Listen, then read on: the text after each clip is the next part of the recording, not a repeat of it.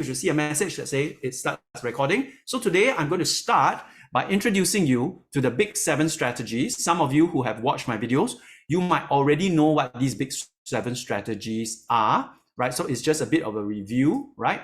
But nonetheless, I think it's important for us to go through these strategies because they are quite universal, right? In fact, whether you write in English or in your mother tongue, these strategies are also applicable in your mother tongue compositions. Okay, so I challenge you to apply what I'm teaching you in English in mother tongue as well, because writing strategies are universal, regardless of language. Okay, so here we go. The 7 strategies that I feel are most effective in enhancing your composition's interest level. Okay, very interesting, not just boring. So let me go into the first one, which is something that I covered, right? Last session in writing workshop 1, and that is show not tell, right? I talked about show not tell, right? And in this case, I want to go a little bit more in detail by giving you an example, right? Last time I didn't give you an example. I'm anchoring it with an example, right? Read the first paragraph here, right? I turned to the wall and gazed longingly at a faded portrait of a middle-aged man and a lady. They gazed lovingly at each other, right, in the picture. The lady was cradling an adorable little baby boy. There was a hint of motherly gaze in her eyes, right? Looking at the portrait, I sighed pensively. Okay, please note the use of adjectives and adverbs in enhancing the mood and the setting of this particular paragraph. That's why I talk about show not tell under setting, remember, right? So in this case, right, I am introducing my readers to a story. This is the first paragraph. And if you notice, right, I am building up a scene where my reader will feel the emotions of my character, right? My character now is feeling this sense of longing. Okay, how do I get that sense? I use the adverb longingly. Okay, can you see the word longingly highlighted in yellow? And then I use the word pensively, right? I sigh pensively. So I'm looking and I'm sighing.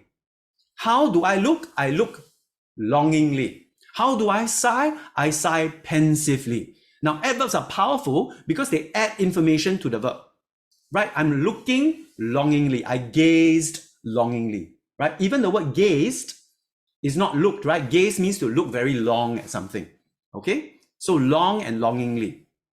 And then I sighed pensively. In case you're wondering, pensively means with a tinge of sadness and regret, right? Pensively means with a tinge of sadness and regret. So just by adding these 2 adverbs, I'm showing you the mood of the author, the mood of the character.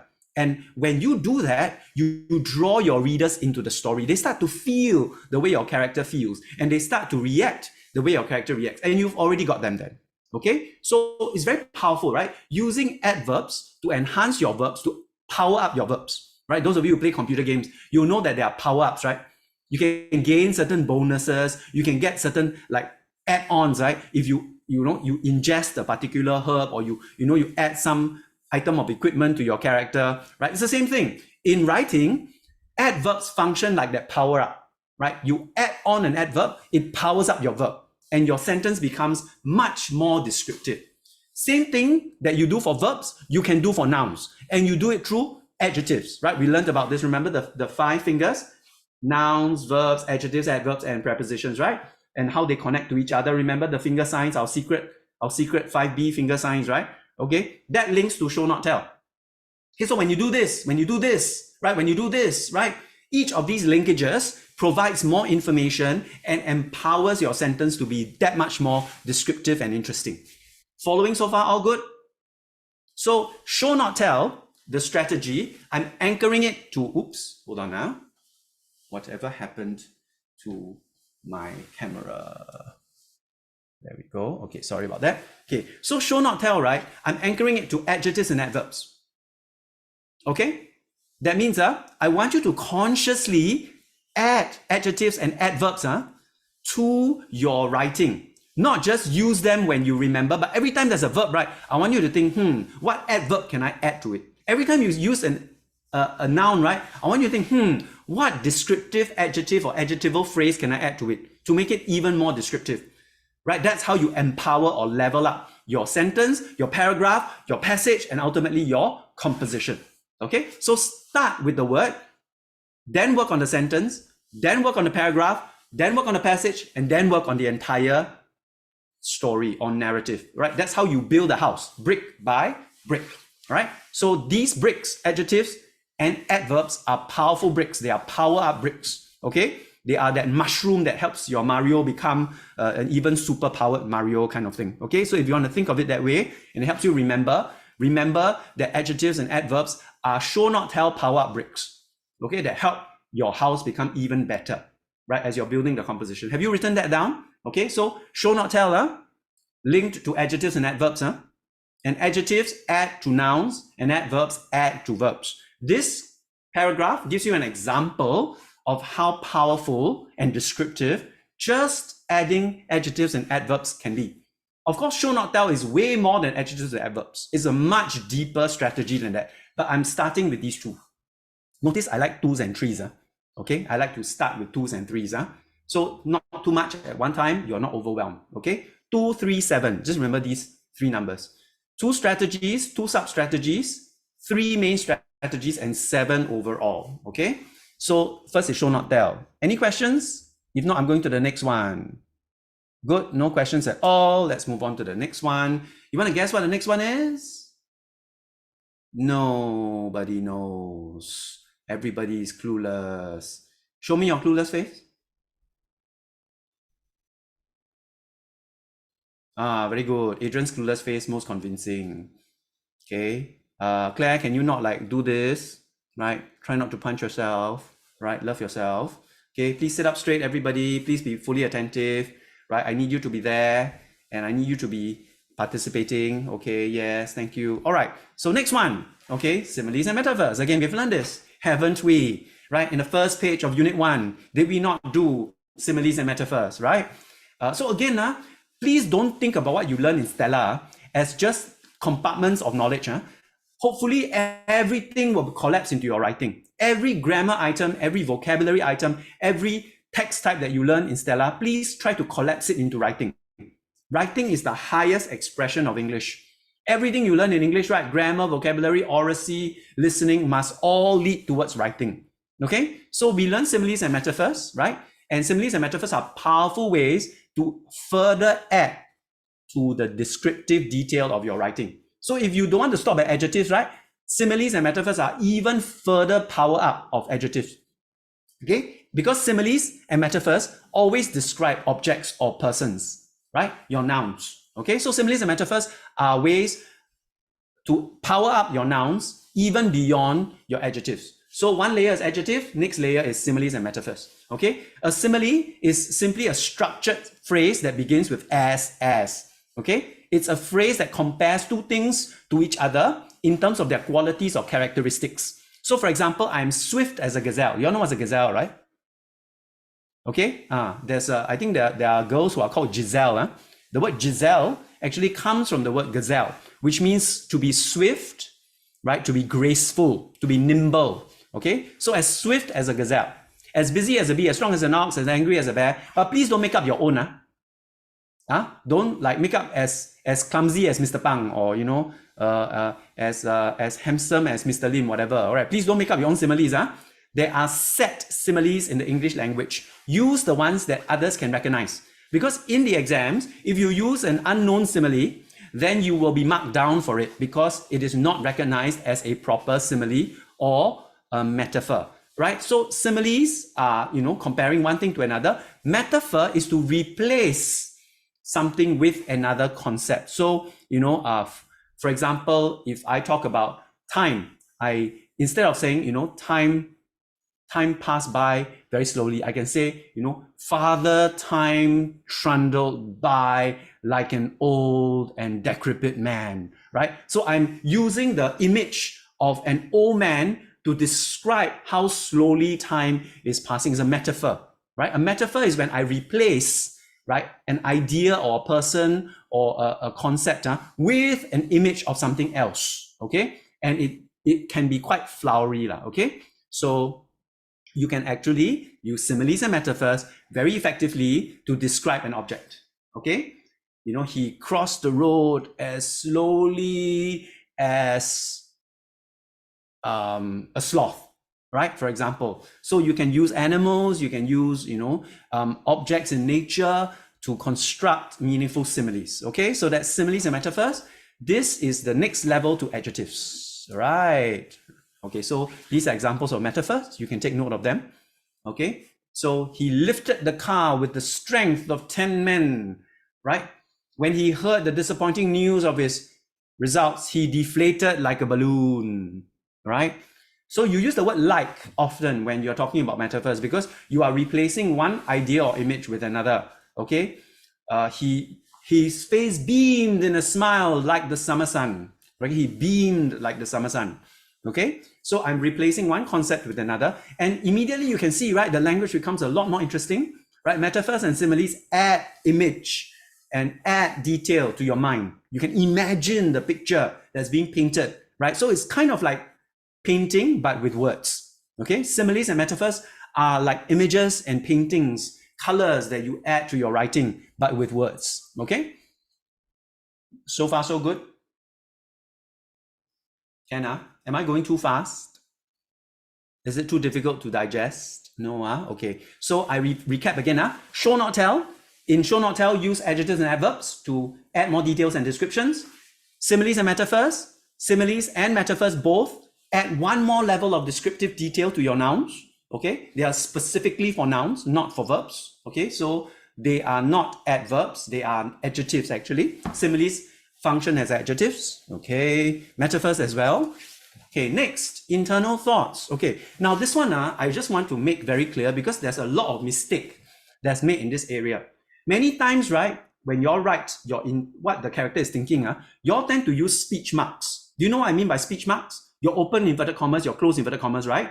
I'm here to tell you once and for all that thoughts are not speech. Do you hear me? I say again, what you think in your head is not what you say with your mouth. In other words, you do not use speech marks for thoughts. If your character thinks in his head, oh no, I'm doomed, right? I'm about to get scolded by Mr. Pang, right? Let's say my character thinks this. That thought is a thought. It should not be expressed as dialogue. So please don't use open and close inverted commas when you have a thought. Can you write that down? And please take note of that. Whenever I think something in my head, or my character thinks something in his or her head, it is an internal thought.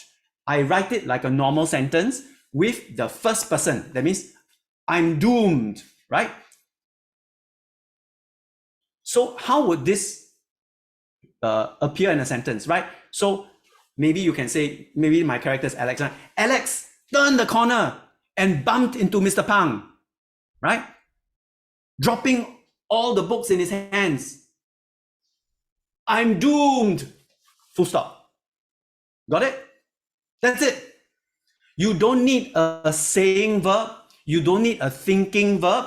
You don't need a speech mark, right? It's understood that your character has just engaged in an internal thought, right? And this occurs in all the books that you read, right? I'm sure you've read books, right? Where the characters are thinking, right? And it's just normal text. There's no speech marks, right? So I don't understand why there's speech marks. Please don't use speech marks for internal thoughts. Internal thoughts are very powerful because they give your reader an insight. It's like your reader becomes a mind reader. Your reader becomes a mind reader.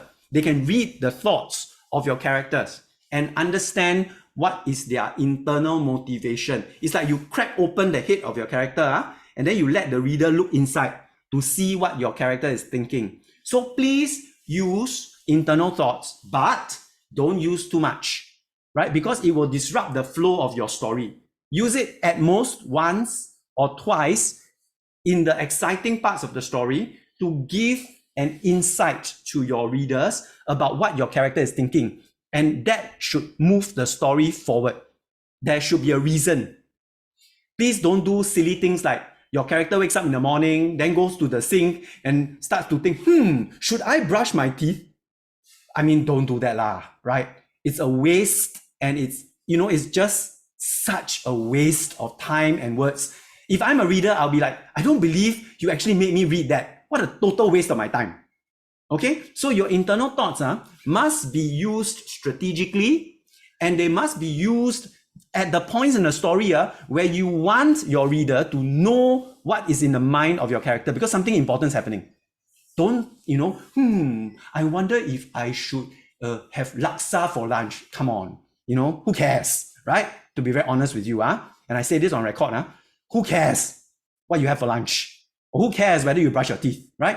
Don't use internal thoughts for casual and inconsequential parts of your story, because that's abuse. And then people won't take your internal thoughts seriously anymore. It's like the boy who cried wolf, right? Make sure each internal thought counts towards advancing your story and makes it more interesting in some way. Otherwise, don't use it. It's okay if you don't use it. If you're not sure, don't use it. Okay? If you are very sure, use it and use it powerfully. Okay? And don't use speech marks in internal thoughts. Okay? It gives dramatic insight into the emotional state of your character, as I mentioned in my notes. Okay? Very dramatic, right? And this leads me to the next strategy. Oh dear, what happened? Oh dear. Yes, varied sentences. Sorry about that. Okay? Varied sentences. Number 4, varied sentences. Okay? I made allusions to this in the second strategy on setting last week when we did session 1. I talked about how sentences can be long or short, right? I talked about how short sentences can make it feel like time is passing by very fast, remember? Right? And how long sentences can make it feel like time is moving very slowly. Okay? So here is where the strategy varied sentences comes in. Okay? Short sentences, right? He wept, they sang, they laughed, fear, unbelievable joy, right? So short sentences like this can punch and add, impact to your story, right? You might also want to have a long sentence, then after that long sentence, bang, one short sentence, 2 words only, right? There's a contrast and it adds interest to your story. So it's not always long. After a while, people fall asleep, right? But in music, right? There's pa pa pa, and then there's pa pa pa, then pa pa pa, then pa pa. The variation, the difference in speed and pace is what adds interest to anything, right? Including your writing. So be very conscious about the length of your sentences. Try to add 1 or 2 short sentences at dramatic moments, right? They roared with laughter, right? Or, they fell, right, onto the floor senseless. Or, something shorter than normal to, add dramatic impact to an exciting part of your story. It could be any part, not just the climax. Okay? This can appear anywhere. So kernel sentences are short sentences. Subordinate clauses are clauses that are linked by connectors, right? Humming tunelessly to himself, he sauntered down the highway towards the setting sun. Okay? So humming tunelessly to himself is the subordinate clause. He sauntered casually towards the setting sun is the main clause. So having sentences that are linked by commas or connectors lengthen the sentence, right? So these are the longer sentences. These are the subordinate clauses and the main clauses. And then, of course, he wept, they sang is a kernel phrase. Okay? Very important to note that kernel sentences always build around a very powerful verb. Right? Kernel sentences, short sentences are always built around one powerful verb, because the shortest sentence in the English language is one verb. Do you all realize that? The only word that can stand alone in all the types of words in English is the verb, right? And the shortest sentence in English is always a command. Do you all know that? So for example, if I say, for example, Xin Tong, right? Xin Tong is a noun, right? Xin Tong is the name of the girl who is in this Zoom chat now called Xin Tong, right? If I say Xin Tong, if I just say Xin Tong, do you know what I'm asking Xin Tong to do? No, right? Do you know what I mean by Xin Tong? No, right? Xin Tong will look at me and go, huh? What? What do you want me to do, right? So Xin Tong as a noun cannot stand by itself. Cannot stand by itself, right? But if I were to look at Xin Tong and go, jump, J-U-M-P, does Xin Tong know what I want her to do? Yes, it's a command, right? I've just given her a command, right? Jump. Then Xing Tu has to jump. Sing. La la la, I have to sing. Okay? So the verb in the English language is the most powerful word. Why? Because it is the only word that can stand by itself. And when you have a verb by itself, it can be incredibly powerful because it functions as a command, right? It's an imperative, right? In English, that fancy word imperative simply means command. So I command you with a verb and everybody understands it. It's just one verb. Stand, sit, jump, sing, swim, right? But you cannot go dog, cat, right? Nobody will understand what you mean. What dog, what cat, right? So nouns cannot stand by themselves. Prepositions cannot stand by themselves. Adjectives cannot stand by themselves. Adverbs cannot stand by themselves. Only verbs can. So when you build a kernel sentence, you need to build it around a powerful verb, right? A dramatic verb. And when you have that kind of a powerful kernel sentence, it breaks up your story and makes it like a peak, you know, a little mini peak that's very interesting. It draws the attention of your reader. Okay, so number 4 is varied sentence. Okay, and by varied sentence, I mean long or short. By short, I mean kernel. By long, I mean subordinate. Any questions? No, don't worry. If you don't know how to construct a subordinate clause, I will spend more time on that. That's a bit more complex. But as long as you can construct a sentence with 2 phrases linked by a comma or a connector and or but because, you know, that's actually a subordinate clause, right? And that actually lengthens the sentence already. Okay, and I'm sure you're all capable of constructing subordinate clauses. It's just that maybe you're not familiar with the term subordinate clause, okay? But I'm sure all of you can do that. Kernel sentences are the opposite. They are just very short sentences built around powerful verbs. Very short sentences. Okay, so I already explained to you why it is important. Okay, these are some ways you can build subordinate clauses using present participle, using past participle, using prepositions. These are some ways you can build subordinate clauses. So, you know, sprinting towards the man, comma, he lifted him up and threw him into the swimming pool. Okay, so very long sentence, right?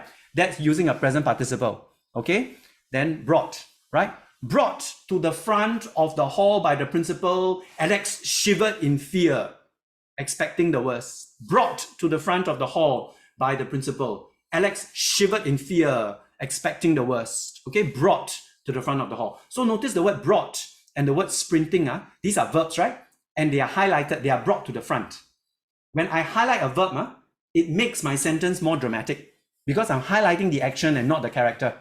Okay? And of course, prepositions are with an almighty push, right? He launched the ship out into the ocean with an almighty push, right? By the strength of his arm, he threw the rock and smashed the windshield of the car, right? With, you know, that kind of stuff, right? So present participles, ing, past participles, en, prepositions, you know, all the different prepositions like with, under, over, all these prepositions, all these words can start subordinate clauses. Okay, I will introduce more to you later, but I'm very conscious of the time. So I'm moving on. Quotes and codas. Okay, this is more for the end of the story, right? It's good, I would recommend that you go and Google or you check GPT, whatever, a list of quotes that are for different circumstances and you memorize those quotes so that in different circumstances, right, you have a quote on hand to answer a question. So for example, a very famous one might be, you know, Einstein once said that, you know, it is the essence of insanity to continuously do the same thing and expect a different outcome. That's an example of a quote that I may have memorized, okay? Or, you know, as a wise man once said, a dog will always return to its vomit, or, you know, something like that, okay? And that quote must illustrate a particular point in your story. So if your story is about, you know, somebody who set fire to the house accidentally when they were playing with matches, then your quote might be, you know, oh, in the words of a wise man, the fire is a good servant but a bad master, you know, that kind of thing. So you quote something that everybody recognizes. Please don't quote something like Mr. Pang said, or Mr. Pang said, you know, in class. Please don't do that because not everybody knows Mr. Pang. I'm not a universal figure. Okay, so you need to quote something that other people will recognize. For example, in the words of the famous Nigerian proverb, right? Hold a good friend with two hands, right? Friendship is a mighty gift or priceless gift. Yes, Nicholas? Can we try to make our own quotes? No, please don't do that. Right? It must be recognizable by other people who read it. If you make your own quote, nobody will know what that quote is or where it comes from, okay? So please do not make your own quotes, okay? Right? Kenna, I think that's kind of self-explanatory. Where do you get quotes? You can Google up quotes, right? You can, find quotes online. You can have quotes for good endings, bad endings, tragic endings, and all of that. Please don't annotate. I can see what you are doing on the screen, and your name is attached to your annotations, right? I'm going to let that slide. If you annotate any longer, I'm going to call you out publicly on the recording. Please don't make me do that. Thank you. Right. So as I said, who is this? Clarice, stop that now, please. Oh, no, it's not Clarice. I apologize. Okay. All right. Okay, I'm just going to set such that you cannot annotate. Hold on, please. Okay, anyways, sorry for that distraction. So all good with quotes and CODAS? Everybody okay? Right? So I'm going to do a sum up later. Don't worry, in case you can't remember or whatever. And all of these slides will be made available to you and the video as well. Okay? I already explained conflict, right? I already talked about setting. Okay, so I'm going to stop here, right? And I'm just going to review everything. Okay, wait. Where was the, yeah, sorry. Okay, so these are the 7. Okay, we've already covered 2 of them in the previous session. And today I introduced the first 5, right? Show not tell, similes and metaphors, internal thoughts, varied sentences, and quotations and CODAS. Okay, based off of what I've introduced today, you have enough to construct a very, very interesting story if you apply all 7. But I understand it's a lot to take in. You may not be familiar or comfortable using all 7. Okay, so don't worry, we'll progressively, and I will guide you into applying more and more of them with each composition that we write. By the end of this year, my objective is that you will have no issues applying all 7 all the time in any composition you write. That's my target for you. And then next year, I will introduce you to the advanced set of 5, okay? That will further enhance what you've learned in the basic 7. Okay, so it's 7 plus 5, 12 altogether. But this year, my target, let's just do these 7 and let's do them very well.